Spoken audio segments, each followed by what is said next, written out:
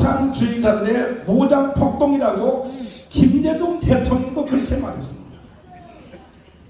그러나 그 중에서 죄 없는 양민들이 학살된 것은 국가가 보상해야죠. 누가 그걸 뭐라고 합니까?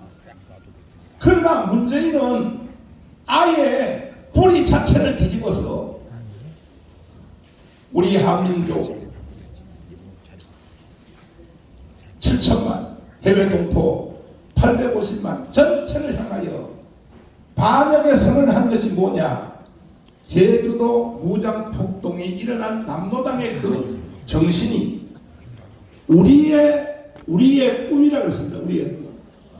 그러면 남로당의 꿈이 우리의 꿈이라면 대한민국은 다 북한 같은 나라로 가야 된다 하는 선전포고가 문재인의 선전포고입니다. 기자 여러분, 언제 시간 되시면 시간 관계없이 저하고 한번 토론해 보실래요? 도대체 이 말이 무슨 말입니까? 그럼에도 불구하고 지금 대한민국은 이러한 반역, 국가 반역자의 선전포고를 듣고도 국민들이 가만히 있고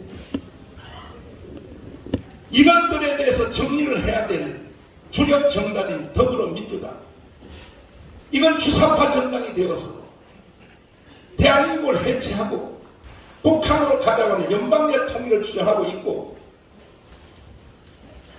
이것을 저지해야 될 국민의힘 정당은 이와 같은 흐름에 대해서 전혀 감각이 없이 자기들끼리 내부 총질만 하고 싸움만 하고 앉았으니 내가 볼 때는 이 대한민국은 희망이 없게 됩니다. 겨우 자유우파 국민들과 우리 강화문 애국운동자들이 일어나서 윤석열 대통령을 당선시키고 정권 교체를 했지만 이것이 완전히 이긴 것이 아니고 겨우 대한민국이 망하는 것이 5년 연기되었을 뿐입니다. 5년 후에, 아니고 반대로 1년 후 돌아오는 총선에서 자유우파 국회의원들이 과반수를 못하게 되면 이 나라는 그날로부터 끝이 난다는 사실을 온 국민들은 잘 기억하시길 바랍니다. 저는 양당에다가 단호히 요구합니다. 왜 제가 이렇게 요구하냐 하면은 우리 그 대한민국이 건국되는 과정을 보면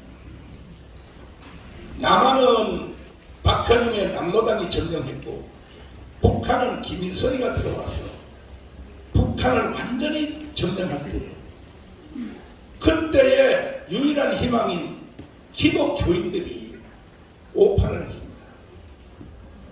김일성 외삼촌인 강양국 목사를 데려와서 북한의 기독교인들을 선동하니까 최고의 그때 목사인 부흥사 김익두가 속아서 넘어가서 김일성의 손을 잡고 북한 전역을 다니며 하나님이 보내주신 위대한 지도자라고 이렇게 북한에 있는 기독교 세력들이 속아 넘어갈 때에 전문 목사인 한경직 목사는 이것은 아니다 판단하여,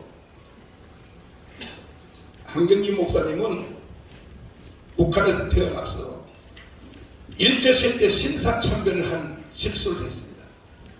95%의 목사들이 다 신사참배하니까 젊은 목사가 뭐 힘이 있어요? 할 수 없이 따라서 했습니다. 그 후에 새벽마다 통곡하고 울었다 그럽니다. 돌아가실 때까지 내가 왜 그 순간을 이기지 못하고 신사참배를 했는가.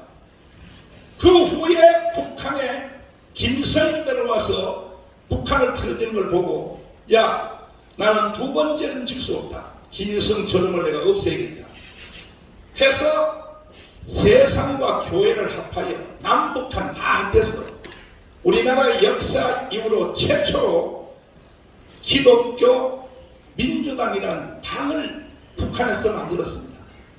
이것이 최초로 만들어진 당입니다. 김하식 목사와 함께 한경직 목사님 만듭니다. 김일성과 싸우려고. 그때 그때 조만식 장로님이 말씀하시기를, 목사님 이렇게 하시다 순교당합니다. 빨리 싸울 시간을 벌기 위하여 남한으로 피하여 가세요. 나도 정리하고 내려가겠습니다. 그래서 한민 목사님이 남한에 내려왔더니, 김일성을 피하여 내려왔더니 남한에는 박헌영이가 남로당을 가지고 국민들의 78%를 선동하여 틀어지고 있어서 제주도로 도망갈까? 제주도는 김달삼 이덕구가 남로당의 무장폭동을 일으켜 하와이로 갈까? 얘라, 목사가 자기 혼자 살려고 미국으로 도망간다. 있을 수 없다. 난 여기서 순교하리라. 그리하여 두 번째 정당을 만들었습니다. 한경직 목사가 만든 겁니다. 기독교 사회당을 만들었습니다. 만들어서 매주일마다 오제도 특별검사, 영락교회 장로님을 주일마다 가르치고, 박헌영 저놈을 잡아라. 저놈을 잡지 않으면 대한민국 희망이 없다. 그리하여 결국 정판사 사건을 미행해서 잡았습니다. 이 박헌영을 북한으로 추방한 것이 대한민국이 살게 된 동기가 된 것입니다. 그리고 왜 동양의 성대라고 하는 이 한경직이가 어찌하여 정치의 일선에 나왔어? 북한에서는 기독교 민주당, 남한에서는 기독교 사회당, 기사당. 왜 만들었을까요? 이분은 브리스턴에서 박사학위를 받은 사람입니다. 세계 역사를 잘 아는 사람입니다. 그래서 나라가 위험할 때는 종교인들이 일어나서, 특별히 기독교가 일어나서 이 운동을 하지 아니하면 국가가 바로 살 수 없다는 것을 한경직은 잘 알고 있었기 때문에 기독교 민주당, 기독교 사회당을 만들어서 운동을 하다가 이승만 대통령이 귀국하여 정치하는 걸 보니까 그건 당만 자유당이지 속성은 기독당하고 같은 거예요. 그래서 해체하고 이승만의 자유당에다가 갖다 바쳐서 기독당이 없어진 것입니다. 그 후에 조영기 목사님과 김중록 목사님이 저와 장경동 목사를 불러서 반드시 대한민국 없어진다. 20년 전입니다. 반드시 한국교회 없습니다. 두 젊은 목사가 빨리 기독당을 만들어 여의도에 국회의원 2명이라도 집어넣어야 된다. 이래야 국가가 살 수 있다. 하여 저희들은 원로들의 뜻을 받들어 행동대원으로 25년 동안 정말로 고생 많이 했습니다. 해보니까 안 되더라고요. 첫 번째 선거했더니 26만 표, 두 번째 했더니 32만 표, 세 번째 선거했더니 44만 표. 1200만 기독교인이 있는데도 불구하고 이해를 못하는 거예요. 그 전에 이제 4.15 총선 바로 전 선거에서 드디어 분기점이 넘었습니다. 77만을 때렸습니다. 그리하여 최소한 이제 당원이 100만 명 가까이가 확보된 것이 현실입니다. 한번 선관위 가서 조사해 보세요, 기자 여러분. 우리는 정치를 목적으로 하는 정당이 아닌 것입니다. 대한민국을 지키고 한국교회를 지키기 위하여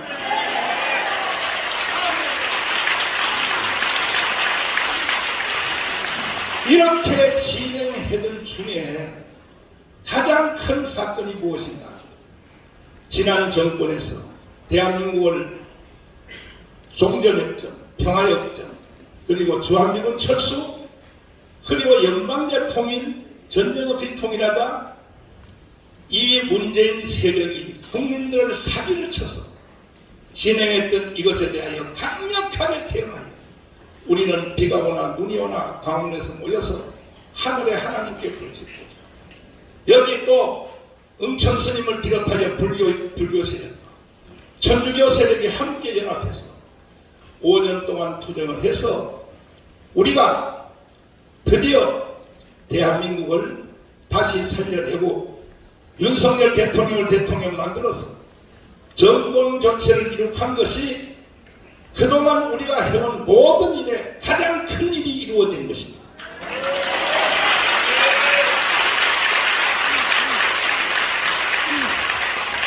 이런 깊은 내용까지 말씀을 드려야 되나 하는 생각이 있지만, 저는 몇십 년 동안 이 대한민국 지키기, 그리고 종북 주사파 이들과 싸우기 위해서 할 수 없이 전략상 저들도 그렇게 하니까 나도 민노총에다 간첩을 3명 심어놨어요. 정교조에다 3명 심어놨어요. 10년 전에 심었어요. 그리고 또 이 더불어민주당 보좌관들 중에 2명을 우리가 간첩을 심어놨습니다. 왜? 저들이 대한민국을 해체하고 북한을 넘기려고 하기 때문에. 작년 9월 달에 저한테 보고서가 왔는데 잘 기억해 보십시오. 특별히 언론인 여러분 기억해 보십시오. 뭐라고 왔느냐? 저쪽은요, 주일학교 애들부터 정치인까지 전체가 한 몸으로 되어 있습니다. 자유우파는요, 각자가 다 갈라져 있습니다. 그래서 그때 보고서 오기를, 자, 돌아오는 대선에서 이재명이가 대통령이 당선되면 6개월 안에 연방제로 간다. 이걸 결의한 것입니다. 한번 언론 여러분 취재 한번 해보십시오. 만약에 윤석열이가 대통령이 되면 박근혜처럼 다시 탄핵시킨다. 1년 안에. 이 전략이 9월 달에 완성된 것입니다. 그리고 예행연습에 들어갔습니다. 그 표가 뭐냐? 체제 대전환입니다. 들어보셨죠? 노동단체가 노동의 임금, 노동시간, 복지시설, 그걸 가지고 촛불 시위를 하든지 강원에 와서 난동을 부르든지 누가 뭐라고 하겠습니까?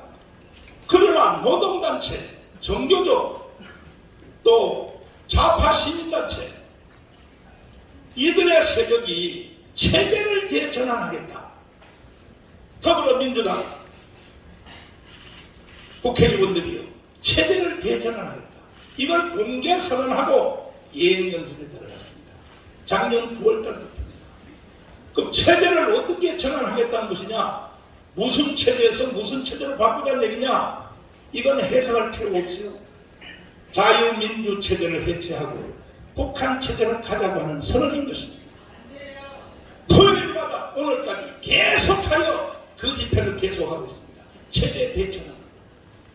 이런 것을 문재인은 저쪽의 최고의 두령으로서 남노당의 꿈이 우리의 꿈이다. 이렇게 선전포고를 하고, 민노총은 체제 대전환이라고 하는 이러한 선전포고를 함에도 불구하고 국민들의 절반이 속아서 도대체가 무슨 일이 일어난지 모르고 있다면 이 대한민국은 절대로 오래가지 못하고 길어봤자 5년 아니면 1년 후에 총선에서 져버리면 대한민국은 지구촌 역사에서 사라질 것이라고 판단하는 것이 저의 생각입니다.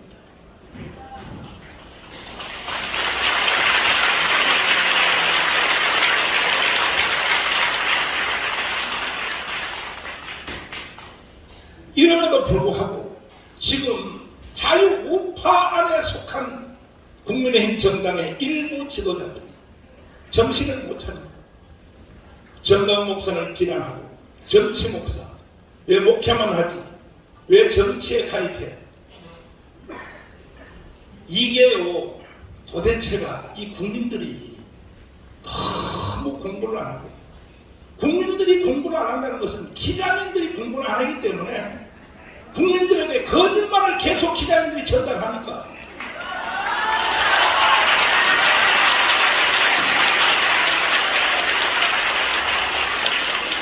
부산에서 오신 고신대 교수님, 이성구 박사님을 잠깐 제가 도움을 받겠습니다. 나오십시오.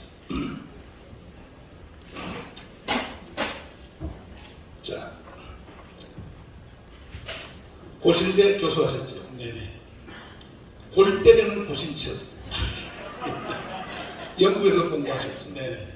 자, 교회는 정치하면 안 됩니까? 교회는 이 땅의 모든 일에 관해서 하나님이 다스리시도록 관심을 가지고 기도하고 모든 영역에 하나님의 주권이 임하는 것을 가르쳐 주어야 합니다.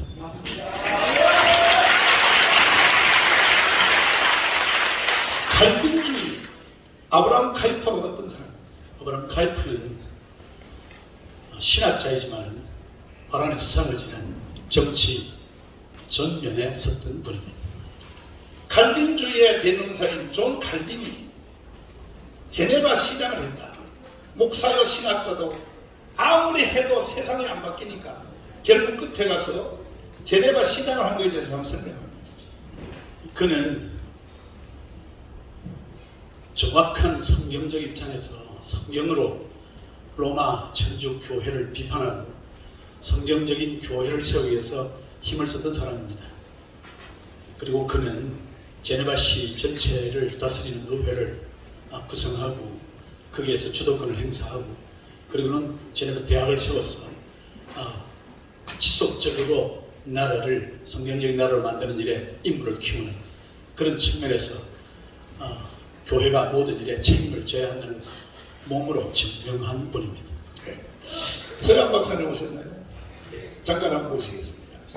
이분은 총신대에서 일생 교수를 하시다가 작년에 은퇴하셨는데 이분이 쓴 영국에서 논문은 영국의 박물관에 보관되어 있습니다. 신학자 중에 신학자의 한국에 나온 세계적 신학자입니다. 짧게 한번 물어보겠습니다. 박사님, 예, 지금 정가훈 목사가 정치한다고 온 대한민국이 그것도 자유우파 국민들까지 더 좁혀 말하면 국민의힘 정당의 국회의원들이 저를 욕을 바가지로 하고 있거든요. 교회 정치하면 안 됩니까? 방금 전에 우리 이성규 교수님께서 말씀하신 것처럼 우리 기독교인들, 특히 성직자인 목사들은 하나님의 명령을 따라서 온 세상을 하나님이 다스리시는 그 명령을 준행하기 위해서 땅끝까지 복음을 전파해야 됩니다. 자, 유럽 구라파 2000년의 역사가 예, 기독교 정치로 이루어졌다는 거 아시죠? 그렇습니다. 영국, 프랑스, 스페인, 지금 선진국의 대부분이 심지어 미국까지 기독교 문화권에서 지금까지 발전해 왔습니다. 자, 유럽 교회가 타락하니까 미국으로 도망간 사람들이 청교도죠. 예, 예. 청교도가 미국 가서 불과 200년 만에 세계 최고의 국가를 건설했는데 예. 정치 시스템을 만들 때 보스턴에서 예, 예. 이 상원의원, 하원의원 이 제도 또 민주당, 공화당 이거 미국에는 교회가 만들어준 거 아시죠? 예, 예. 보스턴에서 성가대석에 앉은 사람이 상원의원, 평신도에 앉은 사람이 하원의원. 그리하여 미국은 아예 교회가 미국 전체의 정치 제도를 만들어줬고 지금도 미국은 공화당, 민주당의 단임 목사를 가지고 있는 거 아시죠? 예, 예. 그리고 또 상원의원, 하원의원에게 단임 목사 가지고 있는 거 아시죠? 예, 예. 그럼에도 불구하고 한국의 이 우파, 다시 말해서 국민의힘 정당에 더불어민주당 사람들은 당연히 모르겠지만 이러한 국회의원들이 한국 교회가 왜 정치하냐? 예배당에 쭈그려 앉아서 기도만 해야지. 어떻게 생각하십니까? 우리 기독교는 이원론을 부정합니다. 하나님께서 창조 사역을 통해서 온 땅을 하나님의 나라로 만들도록 명령을 하셨기 때문에 성직자는 특히 목사는 그 일에 선두에 서서 그 일을 집행해야 될 의무가 있다고 믿습니다. 감사합니다. 존경하는 국민 여러분, 저는 한경직 목사님, 동양의 성자인 한경직 목사님 정신과 조영기, 김정원 목사님의 정신과 지금도 살아계시는 최고의 원로들 한기총의 길자연, 이용규, 지덕, 이광선 이 어른들의 정신과 명령을 받들어 반드시 한국교회 전체가 다 일어나서 대한민국을 지켜내고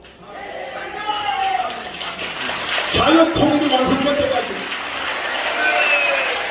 어떠한 비판과 어떠한 조롱이 옴에도 불구하고 목숨 걸고 우리는 이 일을 해낼 것입니다. 장인 목사님, 잠깐만요. 많은 분들이 저를 고립화시키기 위하여 강화문 운동한 전체도 다 정광훈 하는데 정광훈이가 강화문에 사람들을 저렇게 불러 모을 수 있습니까? 자, 강화문에 모인 영상을 잠깐 한번, 이건 내가 미국 상원의원들에게 만나서 보여준 영상입니다. 내 상원의원들 11명 만났어요. 이것을 다 보여준 사건인데 잠깐 한번 보십시오. 존경하는 국민 여러분, 대한민국 헌법으로 자유 통일해봅시다.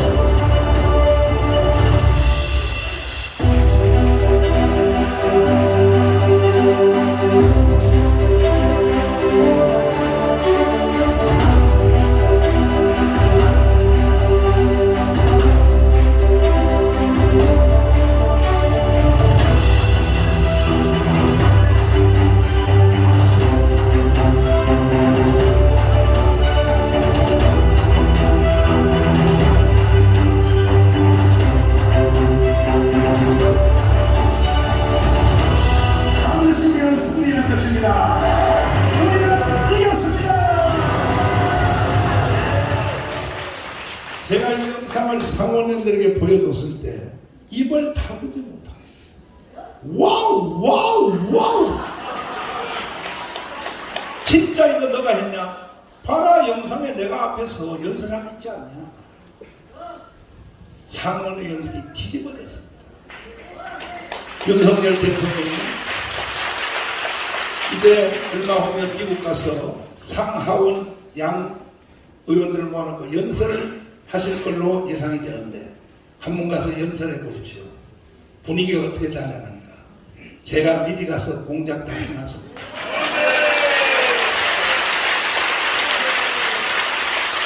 그럼에도 불구하고 지금 정광훈이라고 하는 사람 하나를 딱 분리시켜서 저를 죽이려고 하는데 이건 누굽니까? 북한의 짓입니다. 지금 북한은 남한의 모든 진지를 점령을 다 했습니다. 언론 완전히 점령했습니다. 대한민국 언론이 대한민국 언론입니까? 북한 언론입니다. 북한 언론. 정치, 국회 완전히 점령했습니다. 북한이 시킨 대로 법을 만들고 있습니다.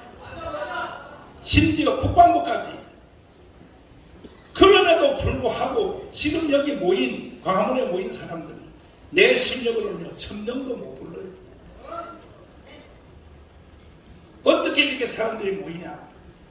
그동안 저는 복음운동하면서 끈끈한 사람과의 관계를 각 도시별로 부산에 있는 최영준, 또 포항의 정연수 최고입니다. 경북대구의 김승동, 대전의 장경동, 서울의 또 장학인, 평택의 강은식, 할 것 없습니다. 나하고 30년 친구인데 이들이 저와 함께 생명을 걸고 이 운동을 하기 때문에 우리는 이길 수 있는 것입니다.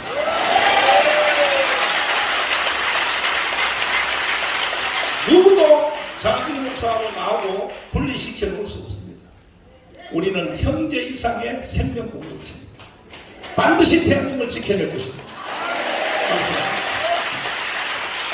네, 우리 정광훈 목사님과 저는 41년직입니다. 41년직. 사실 이렇게 우리나라가 갈등과 여러 가지로 갈라져 있는 이런 현실 속에서 보수가 연합되고 하나되고 대한민국을 자유민주주의로 지켜내기 위해서 굳게 싸우고 있는 정광훈 목사님을 보면서 야, 어떻게 저렇게 수많은 사람들을 일깨울 수 있을까? 이것은 본인이 한 것이 아니라 대한민국이 이제는 하나가 될 때가 되었구나. 한 민족이 되어질 때가 되었다. 우리 목사님이 이 자리에 함께 하면서 우리의 보수 세력과 그리고 진보 갈등과 범민 속에 있는 대한민국을 우리 기독교인들이, 우리 목사님들이 하나 되게 하는 일에 총력을 기울이겠습니다. 대한민국이 복음으로 남북 통일되는 그날을 위해서 우리는 갈라놓는 데가 아니라 하나가 되어서 이 나라가 정말 지통가로 나가는 일에 총력을 기울이도록 기독교가 밑받침이 되겠습니다. 그 사역에 적극으로 돕겠습니다. 만세!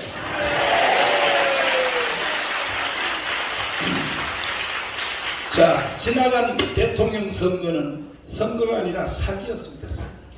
왜 그런가? 저쪽에서 선거하는 주제가 뭐냐? 평화협정. 자, 플랜카드 띄워주세요. 평화협정, 종전협정. 그리고 주한미군 철수. 그리고 뒤에다가 선악과 하나를 붙여놨습니다. 전쟁 없이 통일하는 연방제로 가자. 자, 이겁니다. 이충근 박사님 잠깐 모시겠습니다. 이거는 선거가 아니라 사기였습니다. 사기. 왜? 국민들의 절반을 사기친 것입니다. 그러면 평화협정, 종전협정, 주한미군 철수, 연방제 통일로 가면 어떤 일이 생기는지 한국이 낳은 세계적인 국제정치학자 이충근 박사님을 제가 잠깐 소개합니다. 네. 왜 종전협정, 평화협정, 주한미군 철수, 연방제 통일은 전쟁 없이 통일할 수 있는 유일한 길이다. 네. 이것이 왜 사기인가? 한번 말씀 한번 해주세요. 네, 일단 역사를 보면 알 수 있습니다. 인간 역사에 무수히 많은 평화협정이 있습니다. 빅토르 셰블리에즈라는 그 프랑스 소설가가 아주 역사에 심찬 소설가가 1860년까지 기원 1500년부터 평화협정 개수를 다시 해봤더니 8,000개가 있었습니다. 8,000개. 그리고 그 이후에도 수백 개의 평화협정이 있습니다. 근데 그 8,000개가 하나도 평화를 유지하지 못했습니다. 평화를 전부 다 이제 이 협정을 맺는 당사국들이 앞으로 평화가 온다고 생각을 하고 맺었는데 평화의 유지 기간이 2년에 불과하였다라고 되어 있습니다. 그래서 국제정치학 공부하는 사람들이 평화협정으로는 평화를 유지하지 못한다. 어떻게 평화를 유지하느냐? Peace through strength, 힘을 가지고 평화를 유지하는 것이다 라고 얘기를 하고 있는 겁니다. 한미동맹, 주한미군으로 한반도의 평화가 유지되는데 이거를 그 사람 미군을 가라고 그럴 수는 없으니까 그럼 국민들이 다 아니까 평화협정이라는 말로 이렇게 꾸며서 종전협정, 평화협정 맺으면은 뭐라고 그러겠습니까? 북한이 평화협정 맺었으니까 미군은 나가야 되는 거라고 얘기하지 않겠습니까? 바로 이런 꼼수가 숨어있는 저 용어를 저들이 사용을 했기 때문에 주한미군 철수를 반대하는 사람조차도 평화협정이 좋은 것으로 알고 투표를 하고 그렇기 때문에 그 투표가 그 선거가 잘못된 선거일 수 있다, 속임수일 수 있다라고 이렇게 말씀을 하는 겁니다. 자, 여기에 전 국민의 절반이 걸려든 거예요. 이재명을 찍은 사람들은 1614만 표가 바로 평화협정, 종전협정, 주한미군 철수, 연방제 통일 사기입니다. 사기. 그 후에 네. 선거 전후에 하여 이재명을 찍은 사람들에게 박사님이 알아봤죠. 예. 왜 이재명을 찍었느냐? 네네. 그러면 네. 주한미군 철수하는 것이 네네. 이재명의 신앙이요 사상이요 이념인데 그렇죠. 그런데 그걸 동의하는가 물었더니 이재명을 찍은 1614만 표한테 물었더니 뭐라고 나왔습니까? 예, 사실은 그 선거하기 직전입니다. 선거가 이제 작년 3월 9일인데 그 전에 12월 달에 대한민국의 아주 유수의 연구기관인 국방연구원 그리고 통일연구원에서 국민들이 미군에 대해서 어떻게 생각하는지를 조사했습니다. 그런데 이재명 씨를 찍겠다는 사람들, 즉 더불어민주당을 지지한다는 사람들 중에 93.9%가 주한미군은 나오면 안 된다라고 대답을 했습니다. 자, 그러면 이것이 국민들의 정서인데도 어찌하여 주한미군 철수를 위하여 주장하고 평화협정 종전협정을 세워서 특별히 뒤에 선악과를 붙여서 연방대로 가자. 여기에 국민의 절반이 찍게 했다면 이거는 사기인 것입니다. 사기. 자,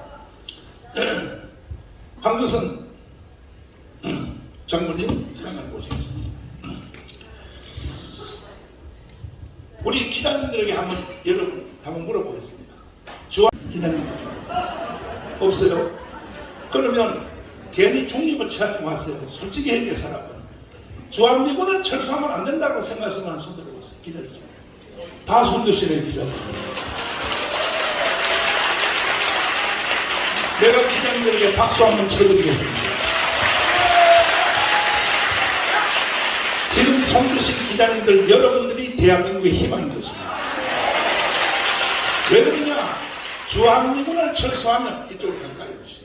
어떤 일이 생기는지를 짧게 한번 말씀해 주세요. 우리 별 3개 3스타 출신이고 1군단장을 하셨고 정말로 군대에서 생명을 바쳐 봉사하시고 몇 년 전에 제대했습니다. 한미연합상에서 또 근무했습니다. 제가 주한미군 철수에 대해서 간략하게 말씀드리겠습니다.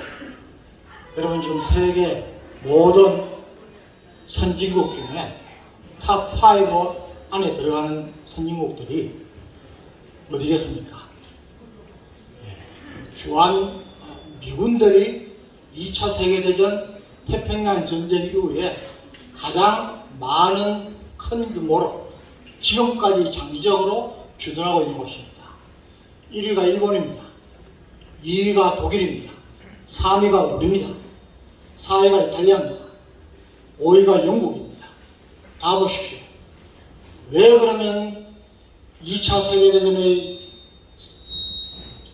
이겼지만은 폐허가 된 그 잿더미에서 일본 같은 경우는 원자탄을 맞았습니다. 우리는 6.25를 또 겪었습니다. 그런데 어떻게 이렇게 선진국에 올라설 수 있었느냐? 여러분, 안보에 들어갈, 군사 대비에 들어갈 그 규모의 예산을 미국이 담당한 겁니다. 미군들이 담당합니다. 그 예산을 경제 성장으로 돌려서 지금 전부 세계 탑5 안에 들어가 있고 우리도 세계 6, 7위 안에 들어가 있습니다. 반면에 여러분 미군이 있다가 철수했습니다. 전부 예외 없이 아주 망했습니다.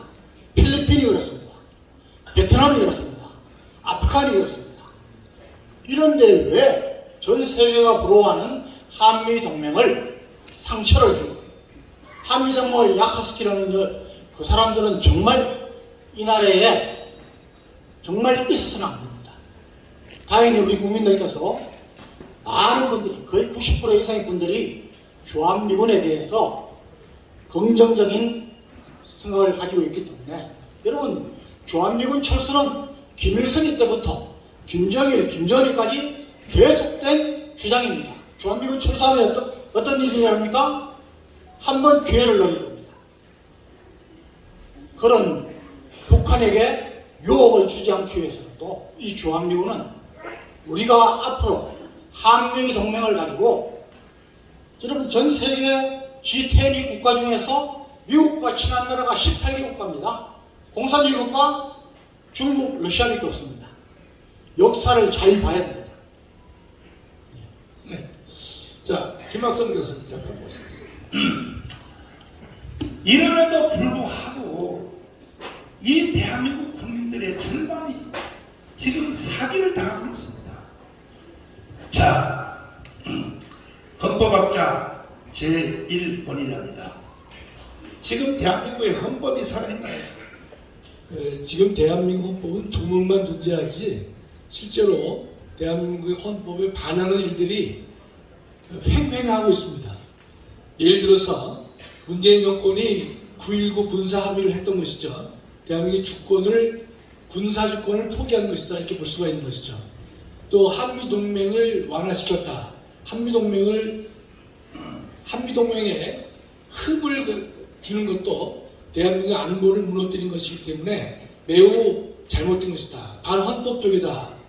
또 하나는 대한민국은 통일을 할 때 연방제 통일을 우리 헌법은 허용하지 않습니다. 우리 헌법은 명시적으로 자유민주적 기본질서에 입각한 남북한의 통일만을 가능하도록 헌법은 말하고 있는데 이와 같은 헌법 원칙을 무너뜨리면서 이 통일을 지향하는 것도 헌법에 반한다라고 볼 수 있습니다.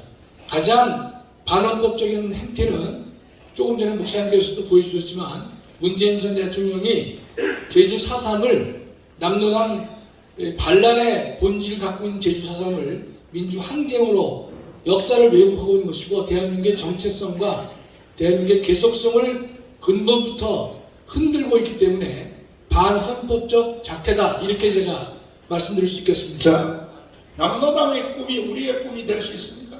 절대로 될 수 없는 거죠, 목사님. 그렇게 문재인을 발언했다면 네. 헌법으로 적용하면 문재인은 어떻게 해야 되겠습니까? 그럼 이것도 보세요. 이거는 보여주셨습니다. 자, 이제 제가 결론을 짓겠습니다.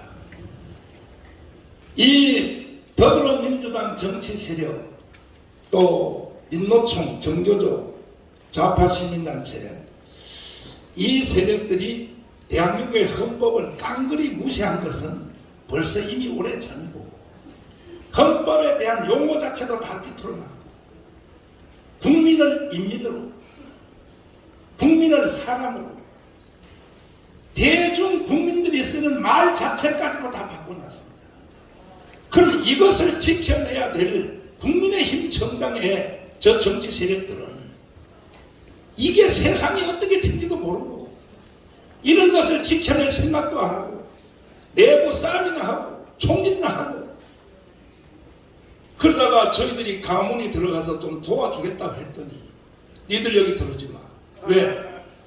이제 우리 다시 공천 받아서 줄서기 해서 4년 동안 국회의원 잘 먹으려고 잘 먹고 살려고 하는데 왜 가문 애국 세력이 왜 여기 들어와? 이렇게 가고 있습니다. 그래서 저는 이렇게 제안합니다. 더불어민주당도 해주면 더 좋고 또 아니면 우리 자유우파를 대변하는 국민의힘 정당이 공천권을 국민에게 돌려주십시오.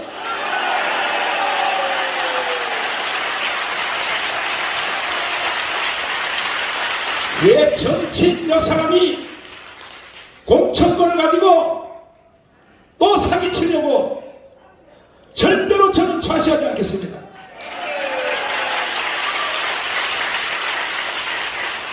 그래서 미국식 완전한 오픈 프라이머리를 하면 좋은데 이건 아직까지도 한국에서는 적용하기가 어려워요. 왜? 역선택의 공격이 있기 때문에. 그러니까 이미 벌써 하고 있는 대통령 선거, 윤석열 대통령 선거할 때, 후보자 선발할 때, 또 지난 바로 당 대표 선거할 때, 김기현 대표님, 그리고 최고위원 선발할 때 했던 방식 그대로 당원 한 달에 당비 1,000원씩 내는 이들에게 공천권을 돌려주시길 바랍니다.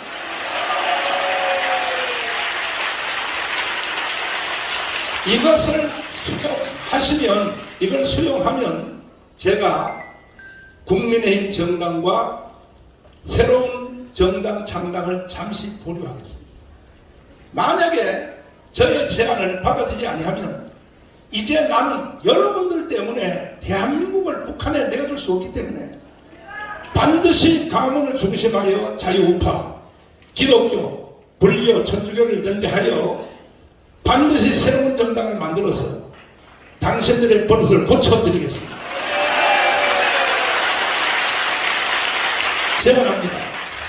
국민의힘 정당에 있는 각 정계 계파들에게 제가 말씀드립니다. 첫째, 이준석 전 당 대표님, 안철수 대표님, 그리고 친박 쪽에 있는 박근혜 세력 친박, 친이 세력에 있는 이명박 세력을 비롯하여 각 모든 진지의 사람들과 또 강화문의 안보 세력 대표, 그 다음에 자유시민 대표, 여성 대표 하여 저는 사회만 볼 테니까 전체 한자리에 모여서 우리 대국민 통합 연석회의를 한번 하기를 진행합니다.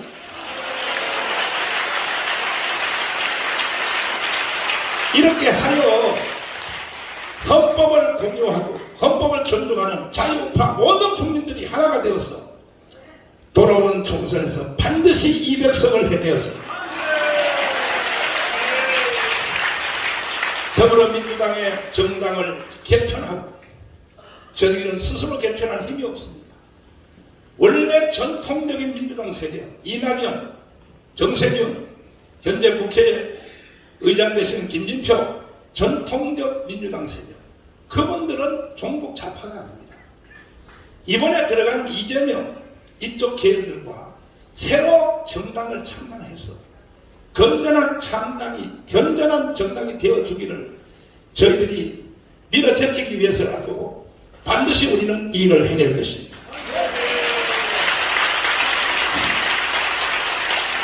자, 그리하여 우리 응천 스님 잠깐 모시겠습니다. 이게 마치 뭐 기독교만 이렇게 앞장서서 하는 것 같지만 그렇지 않습니다. 헌법을 사랑하는 모든 세력은 종교와 관계없이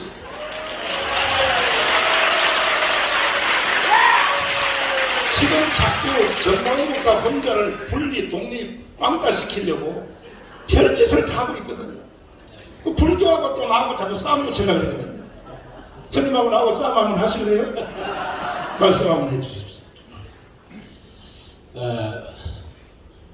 문재인 정권, 좌파 정권 5년간 나라를 망하게 할 때에 문재인을 비판하고 문재인 정권을 퇴진을 요구하는 그런 분이 이 세상에 누가 있었습니까? 정광훈 목사님밖에 없었지 않습니까? 그러므로 해서 한국 교회, 기독교는 반성해야 하고 불교계도 반성해야 하고 한국 천주교는 뼈저리게 반성해야 합니다.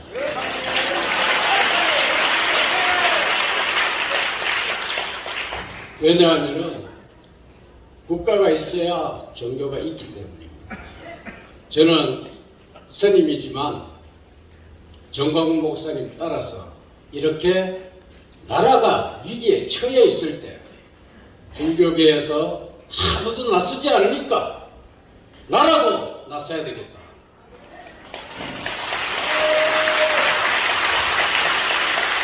호국이 허법입니다.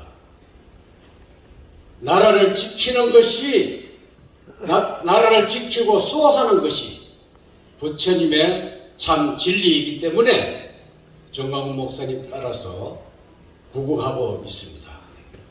한국의 교회 지도자들과 불교계 지도자들 그리고 이 종교가 맞나? 천주교 지도자들은 대오 각성해야 합니다.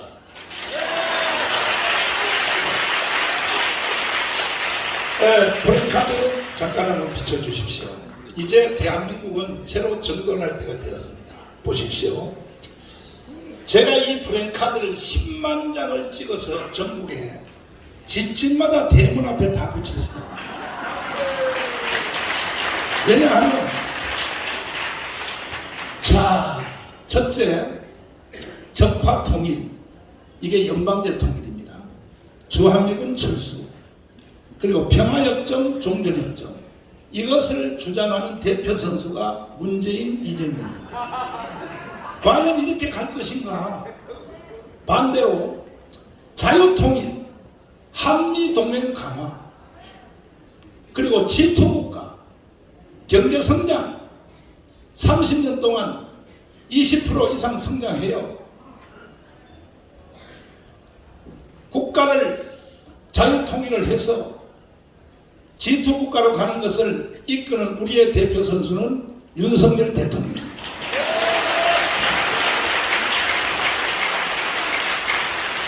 이 두 가지를 놓고 1년 후에 총선에서 격돌할 것입니다. 존경하는 국민 여러분, 정신 똑바로 차리십시오. 대한민국을 해체하고 북한에 넘겨줘서 되겠습니까? 정치가들은 이 위험한 장난을 치는 것입니다. 그러므로 우리는 윤석열 대통령을 중심하여 반드시 이 대한민국을 지켜내고 자유통일을 이루어내야 될 것입니다. 이제 제가 기자들에게 간단한 질문을 받고 그리고 마치도록 하겠습니다. 자, 질문 있으면 합니다. 자, 예고해드린 대로 질의하실 분은 거수를 하시고 서소를 밝히시고 질문해 주시면 정광훈 목사님이 직접 답변을 해드리도록 하겠습니다. 자, 질문하신 분. 네. 마이크 좀 받으시죠. SBS입니다. 앞서 기자회견 공지해 주실 때 국민의힘과 결별이라고 말씀하셨는데 오늘 내용 보면 이게 정확히 뭐 국민의힘 현 지도부와의 결별을 말하시는 건지가 궁금하고요. 두 번째는 뭐 전국민 국민의힘 당원과 이런 경우는 구체적으로 어떻게 진행하실지 이렇게 두 가지 궁금합니다. 우선 그 SBS에게 제가 감사를 드립니다. 최초로 감사를 드립니다. 먼저 번에 기자회견 하는 것은 풀 영상을 다 올려주셔서 KBS에서도 제 기자회견을 풀로 최초로 다 올려줘서 KBS 기자회견도 감사합니다. 역시 오늘도 이 기자회견을 가감없이 풀로 다 올려주실 것을 제가 간절히 부탁을 드리고 오늘 사실 그 국민의힘 정당과 결별은 뭐냐면 우린 신당 창당입니다. 이렇게 선포를 했더니 국민의힘 정당 쪽에서 많은 분들이 저한테 욕을 했습니다. 목사님을 좋아하는 사람이 여기에 더 많이 있는데 아니 왜 홍준표하고 몇 사람 때문에 목사님이 우리를 버리고 가려고 합니까?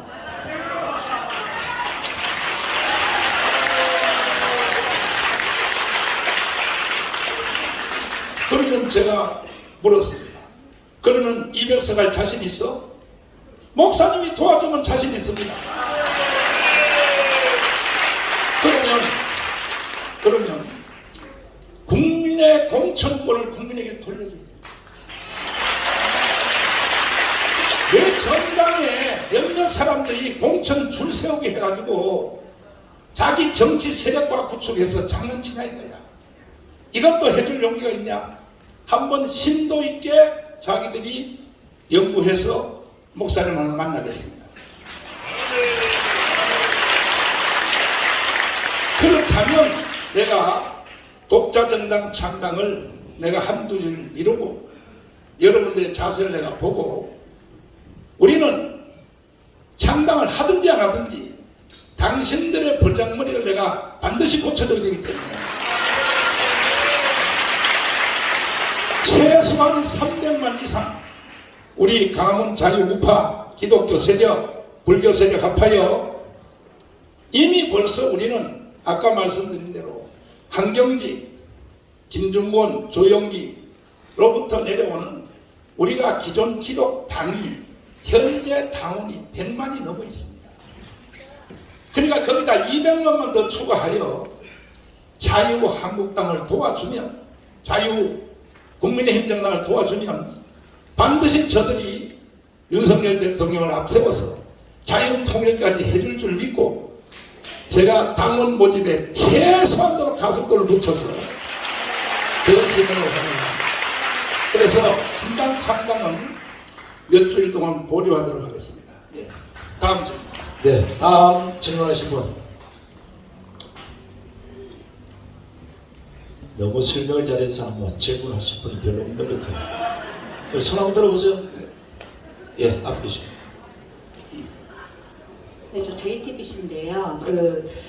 국민의힘에서는 사실 당원이 아니라고 이렇게 선을 긋고 계시고 지도부에서도 역시 마찬가지 입장이시고 특정 목회자의 그런 지위를 받고 통제를 받는 것은 궤변이다라고 김기현 대표도 말씀하셨는데 그거에 대한 입장은 무엇인지 궁금하고 그리고 목사님께서는 반복해서 공천권 같은 거를 말씀하시는데 구체적인 국민의힘의 당무에 대해서 계속 말씀하시는 이유에 대해서 좀 듣고 싶습니다. 일단은 국민의힘의 당무에 대해서 제가 관여하는 것이 아니라 대한민국 정치판 전체의 구도에 대해서 제가 말하는 것입니다. 그러니까 아까 말씀드린 대로 더불어민주당도 공천권을 국민에게 돌려주세요. 안 그러면요, 지금 이번에 송영길처럼 또 돈봉투 사건이 계속 일어납니다. 저게 정당입니까? 돈봉투 뿌려가지고 막 다 해서 사서 정당 운영하는 게 저게 정상이냐고요. 이러한 부작용을 없애기 위해서 공천권을 국민의힘 정당도 더불어민주당도 국민에게 돌려주라는 것입니다. 이거는 당무에 관여하겠다는 얘기가 아닌 것입니다. 그리고 JTBC 기자님이 질문해서 감사드리는데 JTBC는 몇 가지 용어를 좀 수정해 주십시오. 첫째, 사랑제일교회가 알박이 하고 있다. 제발 좀 그 소리 하지 마십시오. 그 다음에 JTBC 내가 다 듣거든요. 방송을. 그 다음에 뭐냐, 청강 목사가 세상의 주민들을 협박하여 돈 500억을 착취했다. JTBC에서 그렇게 방송했죠. 그거 취소하시고, 또 하나, 내가 그래서 주민들을 위해서 1000억도 더 받아야 될 것을 500억에 계약을 했더니 이번엔 또 뭐라 그러냐, 응? 주민들을 협박하여 500억을 뺏었다 그러고.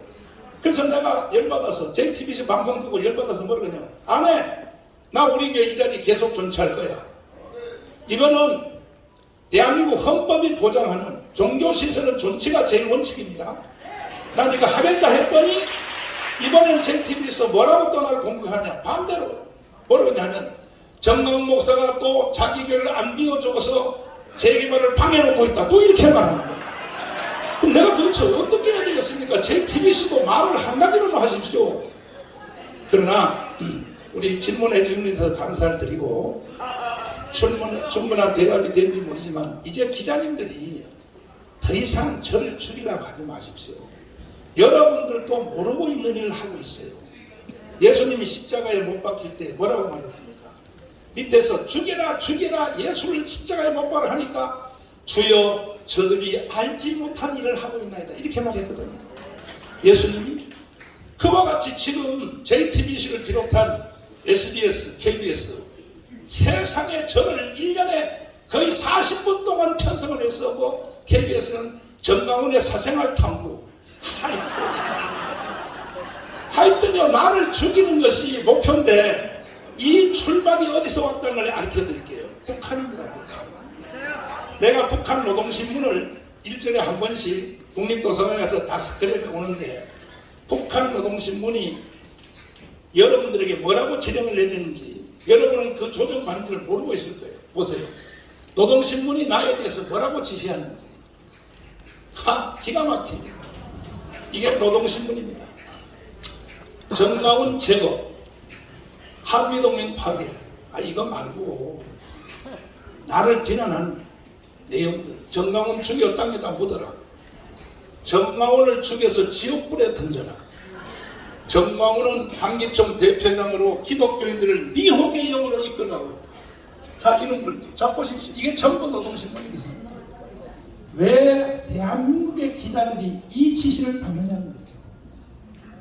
제가 뭘 잘못했습니까? 내가 대한민국에서 50년 목회하면서 대한민국을 위해서 내가 무슨 잘못했습니까? 뭔 잘못했기에 기자들이 나를 죽이려고 이렇게 말합니다. 그 여러분들도 모르는 사이에 당구 쳐봤어요? 쓰리쿠션 여러분도 북한의 지시를 받고 있고 지난 주간에 민노총 간첩 혐의 압수수색 했더니 신혜식과 정광훈을 죽여라고 북한 지령문이 발견됐습니다. 부모에 대하여 앞장서서 기자들이 그렇게 뛰면 안 되겠죠. 다음 질문.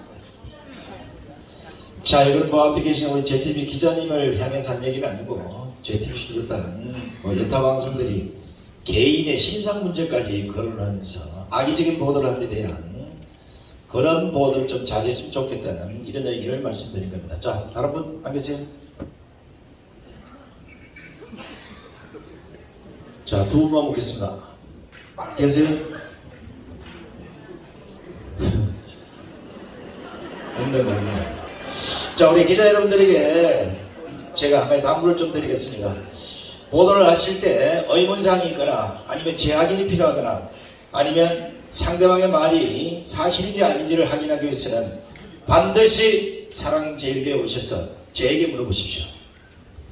제가 언론 출신으로 상세하게 여러분들에게 왜곡되지 않는 진실을 말씀드리겠습니다. 우리 목사님 성격이 가슴속에 잘 못 담고 있어요. 이래서 많은 손해를 보고 그 말 한마디가 언론의 해자가 돼서 비판을 많이 받는데 그것이 진실입니다. 자, 마지막으로 한 분만 더 받겠습니다. 이상하다. 저 질문 한번 하겠습니다. 모두와 TV입니다. 질문 한번 하겠어요.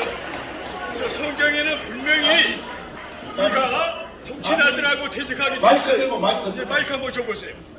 마이크 어디 있습니까? 모두와 TV 모성춘 목사입니다. 네, 마이크. 마이크 아니 소속사를 말씀하시죠. 네, 모두와 TV 모성춘 목사입니다. 모두와 TV 모두와 짧게 말씀. 예, 우리 성경에는 러시아에서 살고 있었을 것입니다. 제가 국민의힘 당원 가입운동을 했다고 욕합니다. 대한민국 헌법은 정당이 국민의 의사를 받들도록 명령했는데 그 명령을 따랐다고 저를 비방하는 이들이 보수를 자처하고 있으니 제가 나설 수밖에 없었습니다. 지금 한반도의 대결 구도는 민족사의 정통성과 삶의 양식을 놓고 싸우는 타협이 절대로 불가능한 총체적 권력 투쟁이며 줄이면 민족 반역의 김일성 세력과 대한민국의 대결이고 문재인과 이재명이 이끄는 더불어민주당은 김일성 세력 편에 서 있다는 것은 객관적 사실입니다. 맞습니다. 문재인은 김일성주의자 신영복을 사상가로 존경한다고 했고 더불어민주당의 더불어는 그 신영복의 장명이라 자랑했습니다. 그가 김일성 세력과 싸우는 데 있어서 국군과 함께 2대 안보기구를 구성하는 국가정보원의 정신을 담는 원혼을 신영복 글씨체로 돌에 새겨 그 앞에 박지원과 함께 사진을 찍어 공개한 것은 김정은에 대한 충성 맹세고 국정원을 김정은 하수기관으로 만들겠다는 다짐 아니었습니까? 맞습니다. 이래도 저희 입에 욕설이 나오지 않는다면 저는 공의로우신 하나님의 종 그리고 대한민국 국민의 자격이 없습니다. 중과 부족의 형체를 무릅쓰고 광화문에서 매일매일 김일성 세력과 싸우다 보니 그래도 현실적으로 선택할 수밖에 없는 유일한 정치 세력은 국민의힘 뿐임을 새삼 절감하게 되었습니다. 국군은 헌법 제5조부터 국가안보의 신성한 의무를 위임받았으나 정치적 중립을 유지한다면서 스스로 손발을 묶은 정도가 아니라 문재인 정권 때는 국군 지도부가 사실상 문재인을 따라 김정은에게 충성하는 것 아닌가 의심될 정도의 행동을 하여 국민과 국군을 배신하였습니다. 맞습니다. 우리는 대한민국이 항복하지도 않았는데 수도권 상공에 비행 금지 구역을 설정한 남북 군사 합의서에 서명한 자를 아직도 처단하지 못하고 있습니다. 국군 다음으로 잘 조직된 민노총의 조직국장이 오산 비행장의 사진을 찍어 북한으로 보내는 간첩 활동을 하고 홈페이지에 북한 노동당 상하 조직에 선동문을 실어 놓아도 말 한마디 하지 못했던 국민 여러분, 그래서 제가 목사가 나서지 않을 수 없었던 것입니다. 간첩을 보고도 화를 내지 않고 친구처럼 대하고 북한의 핵미사일 실험을 해도 불꽃놀이처럼 구경하는데 여러분이 저를 어떻게 만들었습니까? 제가 총을 든 것도 화염병 든 것도 아닌데 저를 미워하는 분들 노예는 주인이 아니라 용감한 사람을 싫어한다는 말이 생각납니다. 맞습니다. 국민의힘이 비록 실수를 많이 저질렀지만 윤석열 대통령을 만들어내어 공정한 흐름에 제동을 건 것은 높이 평가하여야 하며 대안이 없는 존재라는 것도 인정합니다. 그러나 윤석열 정부는 또다시 위기에 몰렸습니다. 한국갤럽의 지난 주말 여론조사를 보면 윤 대통령 지지율이 27%로서 박근혜 대통령의 탄핵 사태 직전과 같아졌습니다. 이대로 가면 내년 총선에서 이재명의 민주당이 또 과반수 의석을 차지할 가능성이 높고 그 후의 사태는 총성 없는 내전적 구도가 피 흘리는 내전적 상황으로 악화되고 여기에 핵무장한 김정은과 중국이 개입한다면 제2차 세계대전의 전초전이기로 했던 스페인 내란의 재판이 될지도 모릅니다. 윤석열 정부가 안보 위기 분야 노조의 불법에 대하여 잘한 말이 많은데도 어떻게 국민평가가 이렇게 싼 이유는 한미동맹에 너무 의존하여 자주국방 의지가 약해지고 자익선동에 잘 넘어가는 등 국민이 분별력에 문제가 있다고 판단되지만 윤석열 대통령의 정치력과 정부 여당의 홍보 기능에도 부족함이 있을 것이고 무엇보다도 김일성 세력을 상대로 한 싸움을 포기한 데 원인이 있을 것입니다. 맞습니다. 남북한의 김일성 세력은 핵미사일과 선전선동기구로 무장하고 전쟁을 하듯이 대한민국 세력을 공격하는데 유일한 체제수호 정당인 국민의힘이 이념 무장과 대중조직이 되지 않아 여의도 정당으로 고립되니 광화문을 무대로 벌어지는 체제 전투에서 매일 지고 있는 것입니다. 보다 못한 제가 나서서 2019년도 10월 3일에 조직한 문재인 정권 규탄 집회에는 실시간 휴대전화 추적으로 약 50만 명의 애국 시민이 참석했고 그것이 작년 3월 9일 정권 교체의 원동력이 되었다고 믿습니다. 이러한 국민 동원력이 상시적으로 가동되려면 국민의힘이 이념무장, 대중조직화, 애국 전시화 되어야 하고 그래야 김일성 세력과 싸울 수 있다고 판단한 저는 국민의힘 전당대회에 지금하여 당원 가입 운동을 했습니다. 이게 죄라면 공산주의와 싸우는 것도 김일성 세력에 반대하는 것도 헌법에 충성하는 행위도 죄일 것입니다. 저는 오늘 이 자리에서 위기에 빠진 자유민주주의의 수호의 방도를 제시하려고 합니다. 전 국민적 국민의힘 당원가입 운동과 공정권 폐지 및 당원 중심의 후보 경선이 그것입니다. 이는 대한민국 헌법의 정당 민주주의 원칙에 부합하고 국민의힘이 당명으로 하는 전 국민의 힘을 동원하는 방법이며 내년 총선을 넘어 영구적으로 김일성 세력의 반역을 진압하는 유일한 길이라고 확신하기에 이르렀습니다. 중도층과 젊은이들이 국민의힘을 멀리하게 하는 가장 큰 요인은 국민의힘이 보여준 공천을 둘러싼 분열상과 이를 위한 줄 세우기였습니다. 이제 공천권이란 법에도 없는 비민주적 특권을 없애버려야 합니다. 공천권 싸움이 없어져야 국민이면 더 큰 싸움, 즉 자유를 지키는 싸움에 전력 투구할 수 있을 것입니다. 공천권을 없애려면 대통령 후보를 선출하는 방식으로 국회의원이나 지사, 시장, 군수 등 후보도 당내 경선을 통해서 뽑아야 하고 그렇게 하려면 당의 문을 개방하고 전 국민 당원 가입 운동을 통해서 당원 수가 수백만, 수천만이 되도록 만들어야 할 것이며 이게 바로 민주정당의 길이고 이게 곧 민주당, 민노총, 정교도 등 좌익 대중조직과 맞설 수 있는 국민조직화일 것입니다. 예컨대 대한민국 헌법 정신으로 무장하고 당비를 내는 국민의힘 진성당원이 1000만 명이 된다면 저는 민주당, 저는 민노총, 저는 정교도, 저는 MBC가 존재할 수 있겠습니까?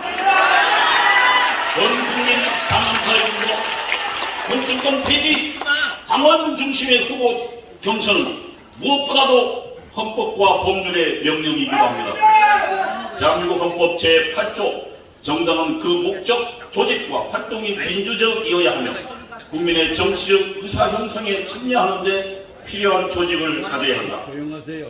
4. 정당의 목적이나 활동이 민주적 기본 절차에 위배될 때는 정부는 헌법재판소의 그 해산을 제소할 수 있고 정당은 헌법재판소의 심판에 의하여 해산하게 된다. 이에 따라 공직선거법 제47조 정당이 소속 당원을 후보자로 추천하는 데는 민주적인 절차를 따라야 한다고 했고, 이 법 제6장 2조에는 정당 후보자 추천을 위해 당내 경선이라는 세부적 규정을 두어 경선을 권장하고 있습니다. 경선 관리를 선거관리위원회에 위탁할 수도 있게 하였습니다.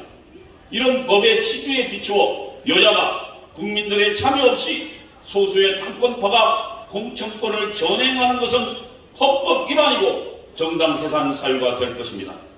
박근혜 대통령이 탄핵된 것은 2016년 4월 총선을 앞둔 새누리당의 공천 파동이었고, 국민의힘이 내년 4월 총선을 앞두고 그런 일을 다시 벌인다면 윤석열 대통령도 위태로워질 것입니다. 국민의힘 당원 가입운동은 불평만 하면서 행동할 수 없어 답답한 국민들에게 희망을 주는 전략입니다. 보통 사람들은 개인 차원에서 용감할 수 없고 조직에 속해야 행동하게 됩니다. 해방 직후 이승만 박사가 잘 조직되고 악착 같은 공산당 세력을 누르고 자유민주주의 체제의 대한민국을 세울 수 있었던 것은 자유의 가치를 쉽게 설명하면서 국민의 선한 마음을 조직할 수 있었기 때문입니다. 이승만 대통령은 북한 공산군이 물밀듯 내려오는 1950년 7월 19일 미국 트루먼 대통령에게 보낸 편지에서 북한 사람들은 남한 사람과 차이가 없습니다. 외부 세력이 훈련시키고 조종하는 소수의 공산주의자들을 제외한 모든 한국인들은 그들의 조국에 충성합니다. 이 전쟁은 남과 북의 대결이 아닙니다. 이 전쟁은 우리나라의 반을 어쩌다 점거하게 된 소수의 공산주의자들과 압도적 다수의 한국 시민들, 그들이 어디에 살든 사이의 대결입니다 라고 썼습니다. 한반도의 대결 구도를 민족적 반역자 김정은 대 대한민국 세력으로 인식한 바탕에서 대한민국 세력을 조직화하는 길은 국민의힘을 구국의 전투 조직으로 강화하는 것이고, 그 방법은 국민의 의사가 민주적으로 반영되는 정당으로 국민의힘을 개혁하는 길뿐이라고 생각합니다.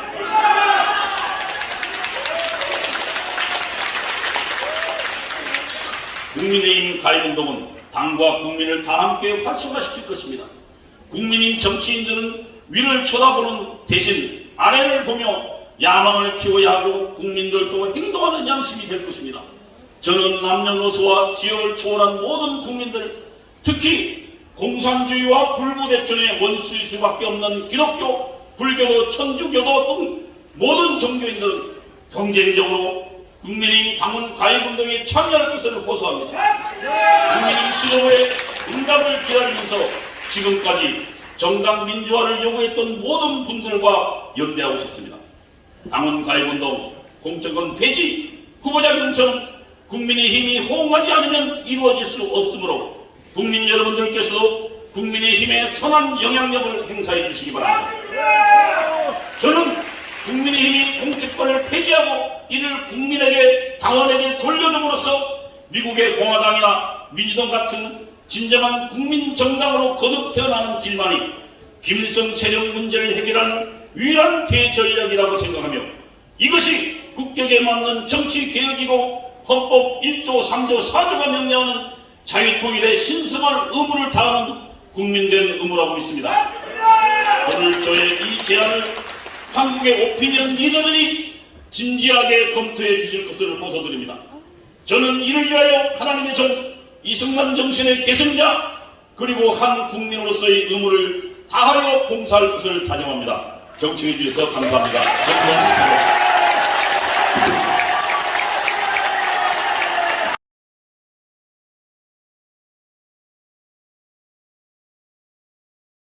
수고하셨습니다. 자, 잠깐만요. 지금 기자회견 중에 한호를 지르거나 이런 건 좀 자제해 주시기 바랍니다. 아마 여기 오늘 참석하신 방송들 중에는 풀영상을 내보낼 이런 방송도 있는 걸로 제가 알고 있습니다. 그러니까 될 수 있으면 박수 소리로만 전해주시고 한호를 지르는 거는 좀 참아주시기 바랍니다. 자, 이제 이동호 교수님의 전반적인 아마 설명을 들었고요. 이제 우리 정강훈 목사님의 긴급 기자회견에 아마 대국민 메시지를 지금부터 모셔서 직접 들어보도록 하겠습니다. 그리고 말씀 이후에 질의응답을 받도록 하겠습니다. 정광 목사님 모시겠습니다.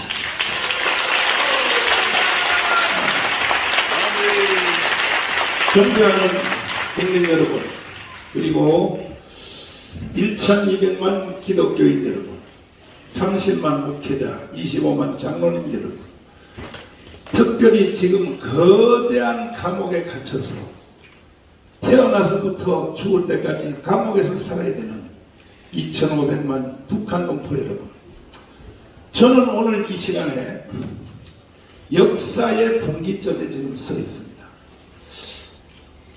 45년 8월 6일 날 히로시마에 원자탄이 터졌습니다. 그때 한반도는 두 가지 선택을 강요받았습니다. 이승만과 살 것인가, 김일성과 살 것인가, 한번 선택해보라. 또 하나는 자유민주주의, 자유시장경제, 한미동맹, 기독교 입국론에서 살 것인가, 아니면 공산주의, 사회통제경제, 중국을 친구로 하는 조중동맹, 그리고 주사파 종교에서 살 것인가, 한번 선택해보라. 그때 우리나라는 5000년의 역사 가운데 가장 현명한 선택을 했습니다. 남한은 대한민국을 선택했습니다. 안타깝게도 북한은 공산주의를 선택했습니다. 70년 동안 살아봤더니 모든 것은 끝난 것입니다. 우리는 세계 자랑스러운 10위권의 대한민국이 되었습니다. 북한은 같은 민족이고 나라지만 미안하지만 거지 나라가 됐습니다. 불량 국가가 됐습니다. 이와 같은 것이 역사적으로 분명히 나타났음에도 불구하고 이 대한민국의 주사파 세력과 아직까지도 남아있는 남노당의 찌꺼기들이 연합하여 문재인 대통령은 제주도의 4.3 사건에 가서 이렇게 선전포고를 한 것입니다. 자, 한번 들어봐 주시기 바랍니다. 문재인 대통령이 제주도에 가서 무슨 말을 합니까? 이것은 대한민국에 5,300만을 놓고 북한에 2,500만을 놓고 선전포고를 한 선전포고의 문장입니다. 문재인 씨는 이렇게 내질렀습니다. 한번 들어보시죠. 그러나 누구보다 먼저 꿈을 꾸었다는 이유로 제주는 처참한 죽음과 마주했고, 지난날 제주가 꾸었던 꿈이 지금 우리의 꿈입니다. 자, 특별히 이 자리에 오신 언론인 여러분, 이 말을 잘 해독하셔야 됩니다. 제주 4.3 사건 남노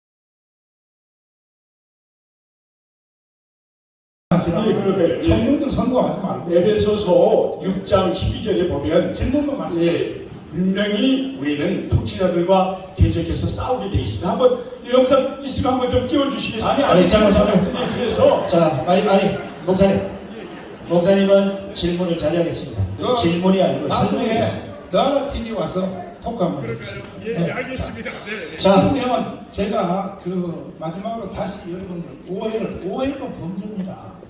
오해가 선한 것이 아닙니다. 오해는 곧 범죄입니다. 지금 내가 우리 교회를 비워주고 참 나는 이 얘기를 떠나려니 가슴이 아파요. 사실 내가 50년 전 들었던 장소인데 난 돈을 1,000억을 줘도 싫은 거야. 그러나 그래도 주민들의 편리를 위하여 우리 교회를 비워주려고 바로 저 앞에 나가면 24시마트 빌딩을 샀어요.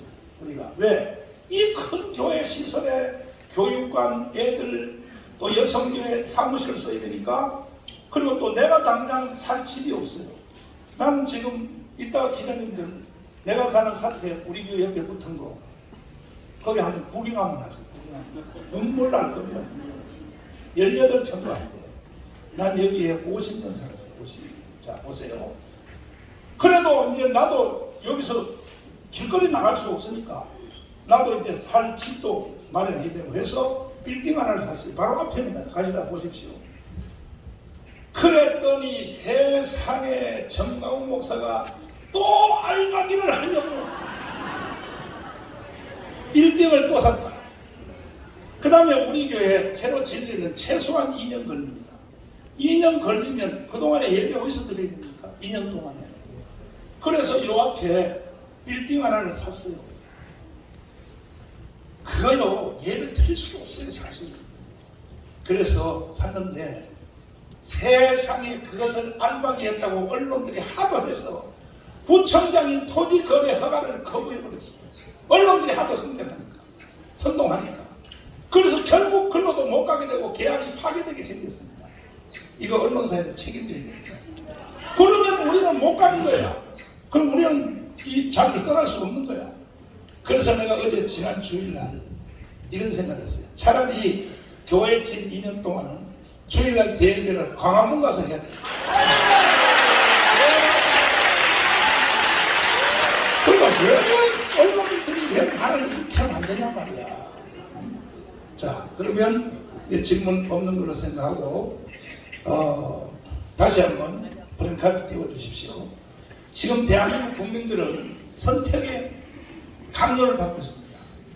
해방 후의 선택의 이승만이냐 김일성이냐 자유민주주의냐 공산주의를 선택하라는 것처럼 또 한 번의 선택이 지금 강요받고 있습니다. 자 어느 쪽을 선택할래? 적파 통일, 연방제 통일, 주한미군 철수, 평화협정, 종전협정, 문재인 이재명을 따라갈래? 아니면 자유통일, 한미동맹 강화, G2 국가, 연 20% 성장, 윤석열을 따라갈래? 대한민국 모든 국민들은 다시 한번 선택을 해야 됩니다. 저희들은 대한민국을 선택해 주시기를 간곡히 부탁드리고 저는 올라가도록 하겠습니다.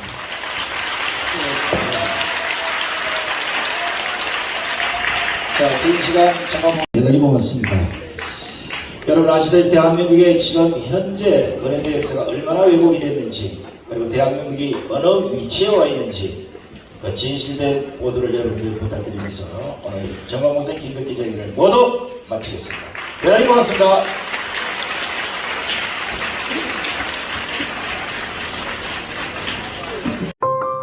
가장 큰 사건이 무엇인가?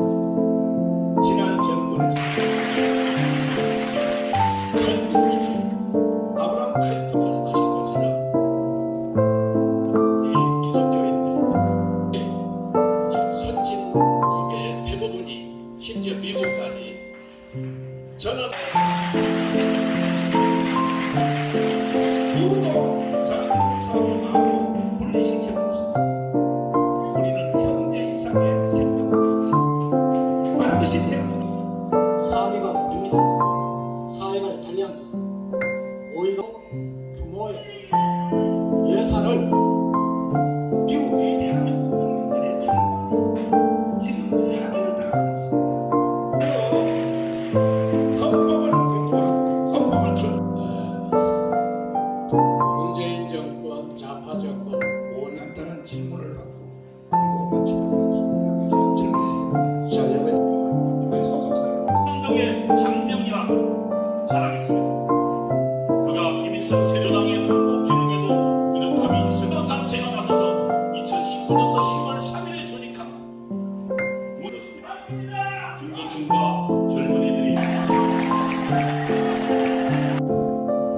이와 같은 것이 역사적으로 분명히 나타났습니다.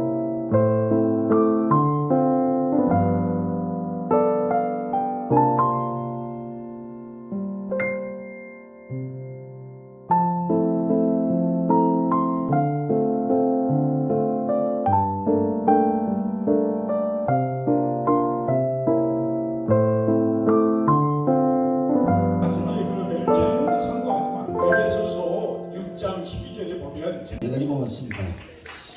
여러분 아시다시피 대한민국의 지방